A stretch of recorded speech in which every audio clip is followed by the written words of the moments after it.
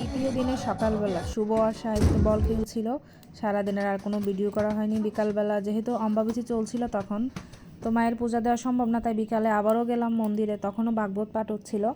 তো সৌরভ বলছিল পাশেই একটা পার্ক আছে, যেটা আমি যেদিন সিদ্ধেশ্বরী আসছিলাম সেদিন আপনাদেরকে ভিডিওতে দেখাচ্ছিলাম, ওটাতে যাওয়ার জন্য। তাই ওর কথায় দ্বিমত পোষণ না করে চলে গেলাম। প্রথমে এখান থেকে টিকিট কেটে নিচ্ছি, যেহেতু পার্ক সো টিকিট কেটেই ঢুকতে হবে। তারপর ভিতরে যাচ্ছি আস্তে আস্তে। টিকিট কেটে সাহিত্য ডিং ডিং টিং টিং করে ভিতরে ঢুকে যাচ্ছে আনন্দে। ওর ড্রেস আপ নিয়ে কেউ কোনো মন্তব্য করবেন না, কারণ প্রচণ্ড রকমের গরম ছিল ওই দিন। আপনি ভিডিওর এক পর্যায়ে দেখতে পাবেন ওর এই হাতা কাটা গেঞ্জিটা একদম ভিজে চুপচুপে হয়েছিল ঘামে। যেহেতু গ্রাম সাইডের রেস্টুরেন্ট, প্রয়োজনীয় অর্থাৎ উপযোগী পরিচর্যার কারণেও অনেক নোংরা হয়ে আছে, কিন্তু বিশ্বাস করেন অসাধারণ ছিল। প্রাকৃতিক লেক ছিল না, এটা ছিল কৃত্রিমভাবে ওদের তৈরি করা লেক। লেকের মাঝখানে ছোট ছোট হাউস করে ওরা রেস্টুরেন্টের মতো করে রেখেছিল। এটার দিনের রকম ভিউটা একরকম, রাতে যখন বিভিন্ন ধরনের লাইটিংগুলো ধরানো হয় তখনই অন্যরকম হয়ে যায়। রাতের ভিউটা একটু করে আপনাদেরকে শেষের দিকে দেখাবো।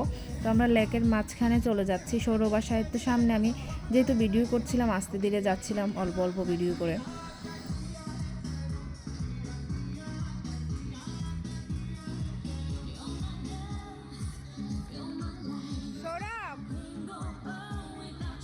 আর পার্ক বলেন আর রেস্টুরেন্ট বলেন, এটার 2-3 জায়গার মধ্যে ছবি তোলার জন্য খুব সুন্দর সুন্দর কয়েকটা স্টেজ তৈরি করে রেখেছিল। এখানে একজন দুলাভাই 3-4 জন শালি নিয়ে আসছিল, বেচারা নাজেহাল হয়ে গেল ওদেরকে ছবি তুলে দিতে দিতে। তারপর হাঁটতে হাঁটতে অনেকটা দূর হেঁটে গেলাম। সৌরভ বসে পড়লো, ওর পা নাকি ব্যথা করছিল। তারপর এখানে বাচ্চারা দুল ছিল, সাহিত্য দুলবে দুল নাই, তো সেটার জন্য এবার দোলা শুরু হয়ে গেল। দেখতে থাকুন সাহিত্যর আনন্দ।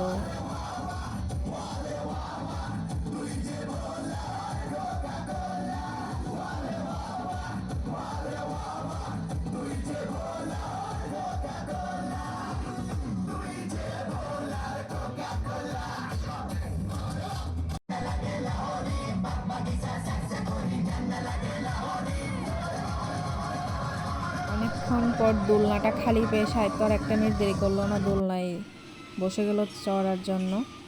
তারপর আস্তে ধীরে সন্ধ্যা হয়ে যাচ্ছে, তো এবার একটু রেস্টুরেন্টে যাব, হালকা খানা দানা করব। এই যে দেখেন রাতের ভিউটা, সন্ধ্যার সময় ওরা সব ধরনের লাইট ধরিয়ে দিয়েছে।